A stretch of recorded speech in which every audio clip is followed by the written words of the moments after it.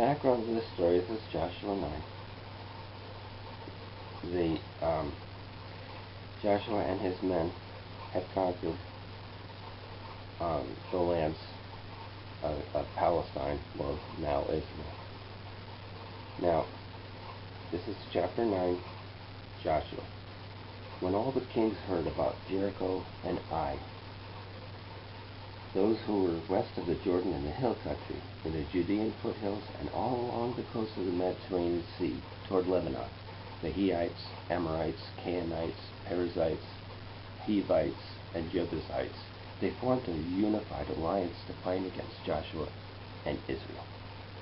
Not sure they did so good. When the inhabitants of Gibeon heard what Joshua had done to Jericho and Ai, they acted deceptively. They gathered provisions and took worn-out sacks on their donkeys and old wineskins, cracked and mended. They wore old patched sandals on their feet and threadbare clothing on their bodies. Their entire provision of bread was dry and crumbly. They went to Joshua in the camp at Gilgal and said to him and the men of Israel, "We have come from a distant land. Please make a treaty with us." Now, these fellows didn't just go to the used clothing store. They went to the used clothing store. And their food wasn't day-old bread. It was month-old bread. They got some pretty old stuff to look really raggedy. But the men of Israel replied to the Hivites, "Perhaps you live among us. How can we make a treaty with you?" They were suspicious.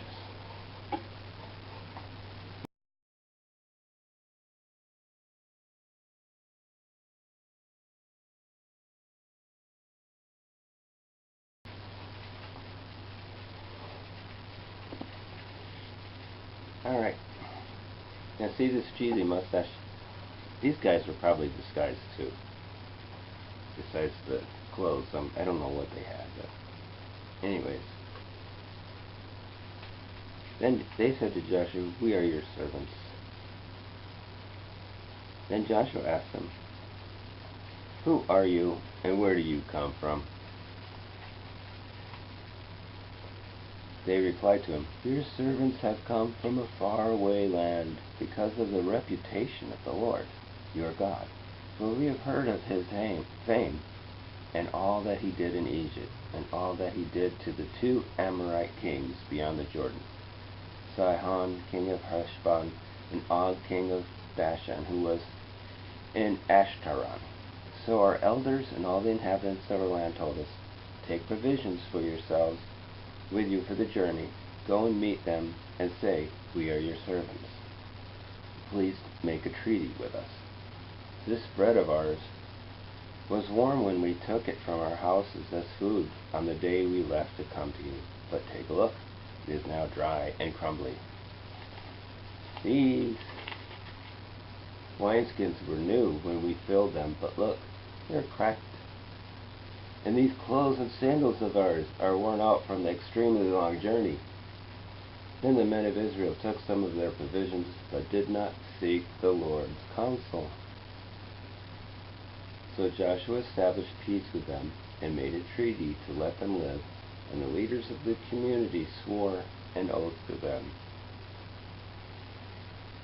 3 days after making the treaty with them, they heard that the Gibeonites were their neighbors, lo and behold, living among them. So the Israelites set out and reached the Gibeonite cities on the 3rd day.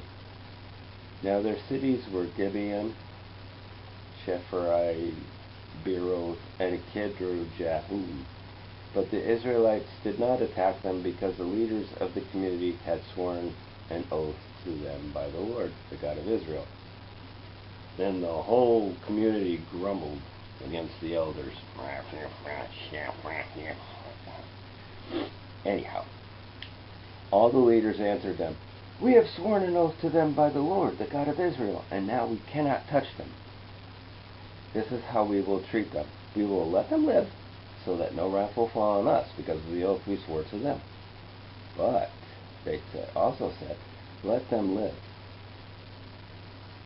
So the Gibeonites became woodcutters and water carriers for the whole community as the leaders had promised them. Joshua summoned the Gibeonites and said to them, Why did you deceive us by telling us you live far away from us, when in fact you live among us? Therefore you are cursed and will always be slaves, woodcutters and water carriers for the house of my God.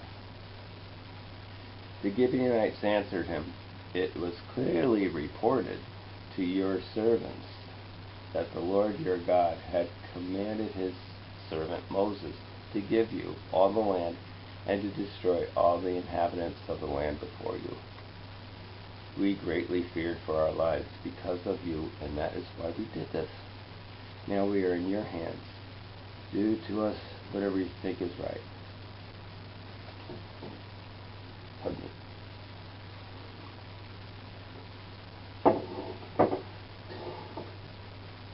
Alright, this is what Joshua did to them.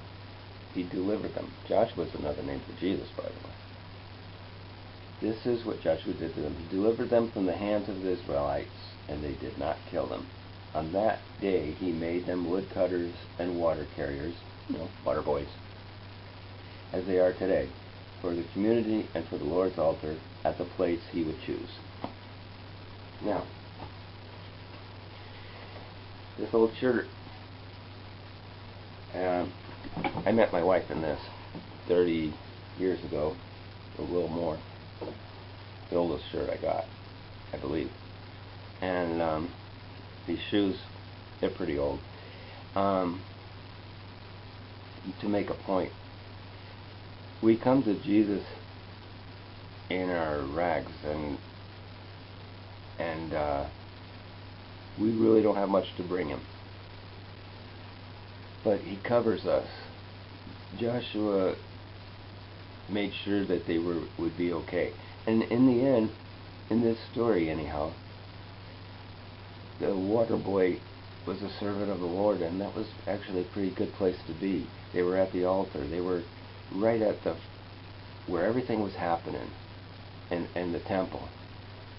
And the Lord could reveal himself to them, and they protected their families, and that was a good place to be.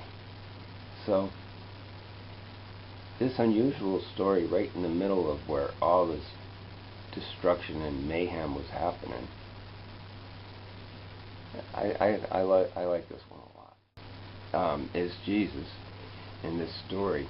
These people had to give up everything. They had to give up their gods. They wouldn't have survived without that. They couldn't serve Joshua. They couldn't serve the temple. They couldn't serve the people with their false gods. There's no way. So that was like real repentance. So the Lord spared them. He could have told Joshua, and he could have told these people, don't trust these Gibeonites, just slay them. But he didn't, because there was grace and mercy. And if we come to the Lord, we don't really have a lot to offer. Our clothes we are dressed in filthy rags. Our righteousness is nothing. We don't have any. But he gives us righteousness. His righteousness on the cross. The Lord shed his blood, Jesus Christ shed his blood for us, so that we could have clean robes of righteousness, the white garment of salvation, the robe of righteousness, because of his great love for us and his mercy. And that's what they experienced, great love and mercy, and a place of honor in the temple.